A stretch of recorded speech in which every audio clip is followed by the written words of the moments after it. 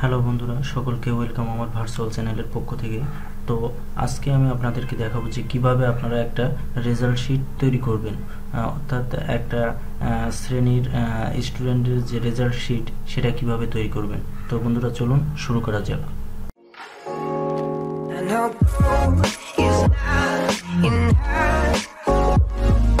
তো result sheet তৈরি করার জন্য প্রথমে আমাদেরকে একটা এক্সেল ফাইল নিতে হবে। তো আমি এখান থেকে একটা এক্সেল ফাইল নিয়ে দেখেন নিউতে যাওয়ার পরে এখানে যে মাইক্রোসফট এক্সেল ওয়ার্কশপ, তো এটা আমি একটা রেজাল্ট শিট তৈরি করব। তো আমি ফাইলটার নাম রিনেম করি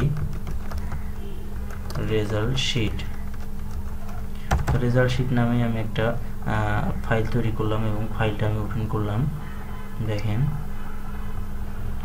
তো ফাইলটা ওপেন হওয়ার পরে আমাদেরকে, যেহেতু আমরা একটা রেজাল্ট শিট তৈরি করব, সেহেতু আমাদের প্রথম কাজ হচ্ছে আমরা একটা রেজাল্ট শিটের একটা হেডিং দিব। হেডিংটা দেওয়ার জন্য দেখেন আমি এখানে দুইটা রো সিলেক্ট করে নিলাম। নেওয়ার পরে আমি এটা মার্জ করব। মার্জ যেহেতু একটা হেডিং হবে, মার্জ করার পরে আমি এখান থেকে সেন্টার করে দিলাম, দিয়ে আমি এখানে লিখব যে এটা রেজাল্ট শিট, রেজাল্ট শিট। তো দেখেন বন্ধুরা, আমরা এখানে লিখলাম যে এটা একটা রেজাল্ট শিট। তো যেহেতু এটা একটা হেডিং, তো আমি হেডিংটা একটু কালার দিয়ে দিই, একটু ব্যাকগ্রাউন্ড কালার সেট করে দিলাম এবং আমার হেডিংয়ের লেখাটা আমি একটু ফন্ট সাইজটা একটু বড় করে দিলাম এবং একটা বোল্ড করে দিলাম, যাতে আমরা সহজে বুঝতে পারি যে এটা একটা হেডিং। তো দেখেন এখানে আমি লিখব সিরিয়াল নাম্বার, এখানে লিখব আমি স্টুডেন্টদের নাম, এখানে সাবজেক্টের নাম, তারপরে আমরা টোটাল আস্তে আস্তে একটা ফরম্যাটে দাঁড় করাবো। তো সেক্ষেত্রে আমাদের আমরা এখানে প্রথমে লিখি এসএল সিরিয়াল নাম্বার, এখানে লিখি স্টুডেন্ট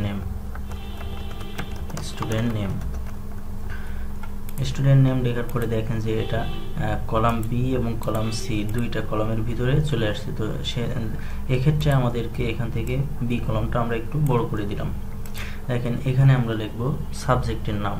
তো ধরেন সাবজেক্টের নাম লিখলাম বাংলা, দ্বিতীয় সাবজেক্টের নাম লিখলাম ইংলিশ, তৃতীয় সাবজেক্টের নাম লিখলাম ম্যাথ এবং চতুর্থ সাবজেক্ট লিখলাম সায়েন্স। আমরা মনে করি যে আমাদের চারটা সাবজেক্ট আছে এবং আমাদের স্টুডেন্টের একটা লিস্ট আছে, একটা সিরিয়াল নাম্বার আছে। তো আমরা এখানে 4 জনের একটা ডাটা নিব, সিরিয়াল 1 সিরিয়াল 2। দেখেন আমি এখান থেকে এটা সিলেক্ট করার পরে এখানে এটা টান দিলে এটা বাড়তে থাকবে। তো এটা 4 জনের আমি একটা রেজাল্ট শিট তৈরি করব। তো আমি এই ফন্টটা দেখেন এখন রাইট অ্যালাইনমেন্ট হয়ে আছে, তো আমি এটা এখান থেকে সেন্টার করে দেব। দেওয়ার পরে আমি এখানে দেখেন ঘরটা একটু ছোট করে দিই, আমি এখানে স্টুডেন্টের নাম লিখব। তো আমি এখানে একজন স্টুডেন্টের নাম লিখলাম রায়হান, আরেকটা স্টুডেন্টের নাম লিখলাম মাহমুদ, এখানে একটা লিখলাম তুহিন, এখানে একটা লিখলাম শুভ্র। তো আমরা ধরি যে আমাদের এখানে 4টা স্টুডেন্ট আছে, 4 জন স্টুডেন্ট আছে, তাদের নাম এটা। আমি এখানে এখন তাদের নাম্বার বসাবো। তো সাপোজ রায়হান সে বাংলাতে 100-র ভিতরে 85 নাম্বার পাইছে, ইংলিশে সে 70 নাম্বার পাইছে, ম্যাথে সে 90 নাম্বার পাইছে এবং সায়েন্সে সে 75 মার্কস পাইছে। এভাবে আমরা প্রত্যেকটা নাম্বার আমরা এখানে বসাই দিই। এখানে আমরা নাম্বারগুলো বসাই দিই। দেখেন সে ম্যাথে পাইছে 80 এবং সায়েন্সে পাইছে 90। আমরা ধরি তুহিন সে বাংলায় পাইছে 90, সে ইংলিশে পাইছে 80, সে ম্যাথে পাইছিল 60 মার্ক এবং সে সায়েন্সে পাইছিল 80। আরেকটা স্টুডেন্ট বাকি আছে, আমরা ডাটাটা এখানে ফিল আপ করে দিই। শুভ্র সে বাংলায় পাইছিল 75 মার্ক, সে ইংলিশে পাইছিল 50 মার্ক, সে ম্যাথে পাইছিল 75 মার্ক এবং সে সায়েন্সে পাইছিল 80 মার্ক। আমরা এটা ধরে নিলাম যে তারা এই স্টুডেন্টগুলা এই সাবজেক্টগুলোতে তারা এই মার্কগুলো পাইছিল। এখন আমরা বের করব টোটাল মার্ক।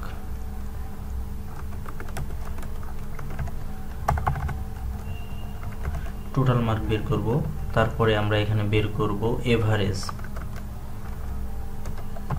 বের করব, যে এভারেজে তারা এই স্টুডেন্টগুলা, এই যে রায়হান সে এই 4টা সাবজেক্টের ভিতরে এভারেজে সে কত মার্ক পাইছে আমরা সেটা বের করব।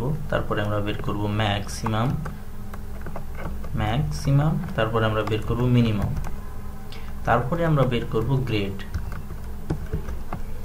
এবং আমরা লাস্টে এখানে বের করব যে এই 4 জন স্টুডেন্টের ভিতরে কে ফার্স্ট হয়েছিল, কে সেকেন্ড হয়েছিল এবং কে থার্ড হয়েছিল, অর্থাৎ 3টা আমরা সিরিয়াল নাম্বার বের করব।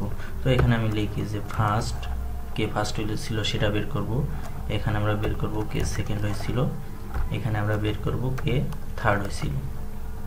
তো আমাদের টোটাল আজকের কাজ এটাই যে আমরা এখান থেকে একটা রেজাল্ট শিট তৈরি করার পরে আমরা এখানে দেখব যে তার টোটাল মার্ক কত, তার সে এভারেজে কত মার্ক পাইছে, সে ম্যাক্সিমাম কোন সাবজেক্টে মার্ক পাইছে, সে মিনিমাম কোনটাতে পাইছে এবং সে কি গ্রেড পাইছে, এবং আমরা দেখব যে 4 জনের ভিতরে কে ফার্স্ট, সেকেন্ড এবং থার্ড হয়। তো দেখেন আমরা এটা যেহেতু আমাদের এটা একটা সাব কলাম, তো আমরা সাব কলামটা একটু বোল্ড করে দিই, এক সাইজ ফন্ট বড় করে এটা সেন্টার করে দিই। আমরা সকলেই জানি যে হেডিংগুলো সব সময় আপনার সেন্টার হয় এবং একটু বড় হয়, লেখাগুলো বোল্ড হয়ে থাকে। আমি চাইলে এখান থেকে এটা ঘর আকারে সিলেক্ট করে দিতে পারি। আমি এই যে হোমে যাওয়ার পরে দেখেন এখানে গেলাম বর্ডারে, এখানে অল বর্ডার, দেখেন এবার এটা একটা বর্ডার হয়ে আছে। তো আমি এখন টোটাল বের করব। তো আমরা টোটাল বের করার জন্য আমরা এর আগের ভিডিওতে দেখাইছিলাম যে কিভাবে টোটাল বের করতে হয়, অর্থাৎ কিভাবে যোগ করতে হয়। তো আমি আবারও আপনাদেরকে দেখাচ্ছি। দেখেন আমাদের টোটাল বের করার জন্য আমাদের সাম সূত্রটা ব্যবহার করতে হবে।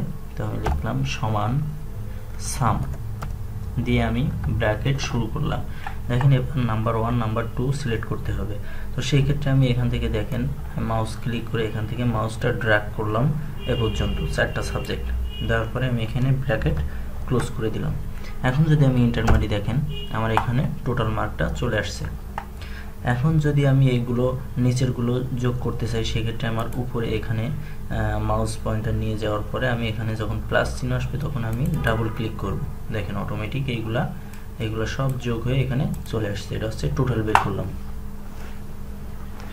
তো এখন আমরা দেখব যে কিভাবে আসলে এভারেজ বের করতে হয়, কিভাবে আমরা এভারেজ বের করব। তো এভারেজের ঘরে আমরা গেলাম।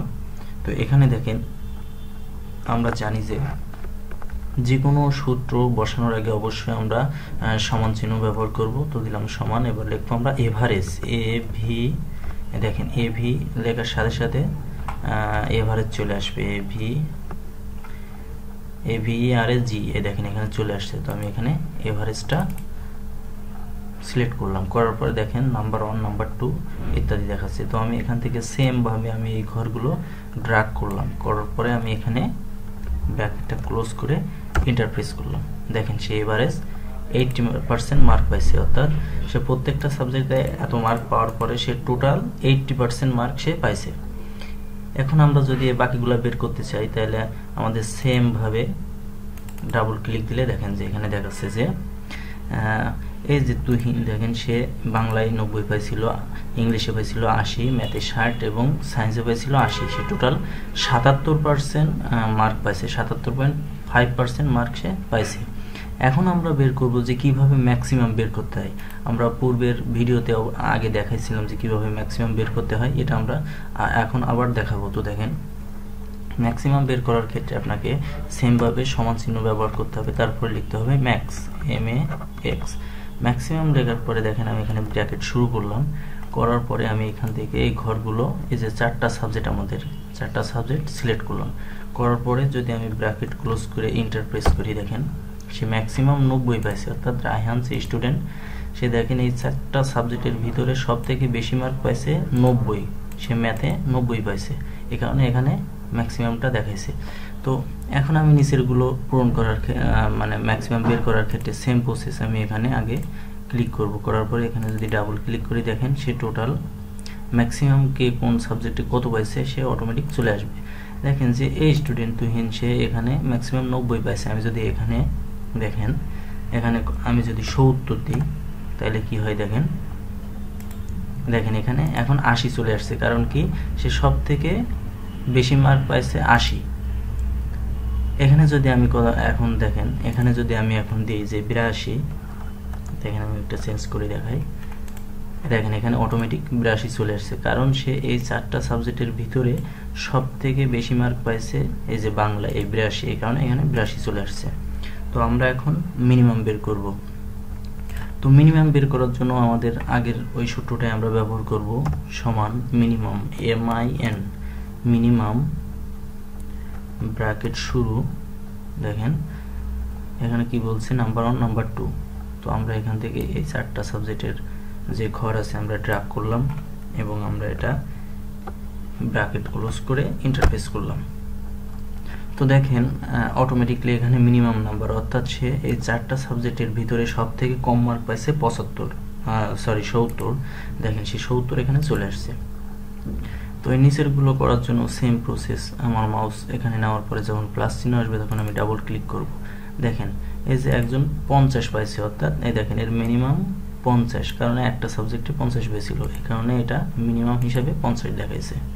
তো এইভাবে আপনারা খুব সহজে টোটাল, এভারেজ, ম্যাক্সিমাম এবং মিনিমাম বের করতে পারবেন।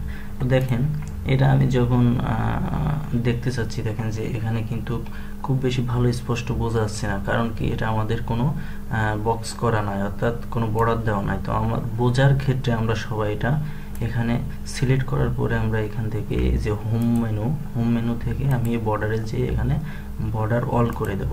দেখেন এখন আমাকে কিন্তু সহজে বোঝা যাচ্ছে।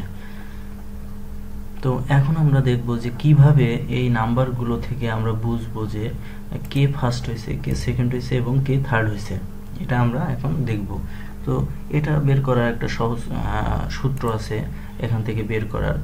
তো আমরা এখন দেখব যে কিভাবে ফার্স্ট, সেকেন্ড, থার্ড নির্ণয় করতে হয়, অর্থাৎ একটা রেজাল্ট শিটের ক্ষেত্রে কিভাবে আপনি ফার্স্ট, সেকেন্ড, থার্ড বের করবেন। এটা শুধু রেজাল্ট শিট না, আপনি যদি চান যে একটা কোম্পানির একটা সেলসের যদি রিপোর্ট আপনি চান যে সব থেকে কোন জেলা বা কোন ডিস্ট্রিক্টে এটা বেশি সেল হয়েছে আমি কিভাবে বের করব, ঠিক সেম প্রসেস, সেম সূত্র ব্যবহার করে আপনি এটা করতে পারবেন। তো দেখেন আমি এখন এখানে আপনাদেরকে দেখাবো যে কিভাবে আপনি ফার্স্ট, সেকেন্ড, থার্ড বের করবেন। তো এটার জন্য আমাদেরকে একটা সূত্র ব্যবহার করতে হবে। সে সূত্রটা হচ্ছে, দেখেন আমি এই ঘরে দেখতে চাচ্ছি যে আমি ঘরটা আগে একটু সিলেক্ট করে নিই, ঘরটা সিলেক্ট করে নিলাম, মার্ক করে বক্স করে নিলাম। এখন আমি দেখব যে এই বক্সে আমি দেখতে চাচ্ছি যে ফার্স্ট হয়েছে কে। তো সেক্ষেত্রে আমাদেরকে একটা সূত্র ব্যবহার করতে হবে, আমাদেরকে এখানে লিখতে হবে সমান লার্জ, দেখেন লার্জ এলে লেখার সাথে সাথে লার্জ চলে আসে। তো আমি লার্জ সিলেক্ট করলাম ডাবল ক্লিক করে, দেওয়ার পরে আমাকে দেখেন এখানে লিখছে টোটাল অ্যারে, অর্থাৎ আমি কোনটার সাথে তুলনা করে আমি বের করব যে কে ফার্স্ট হয়েছে।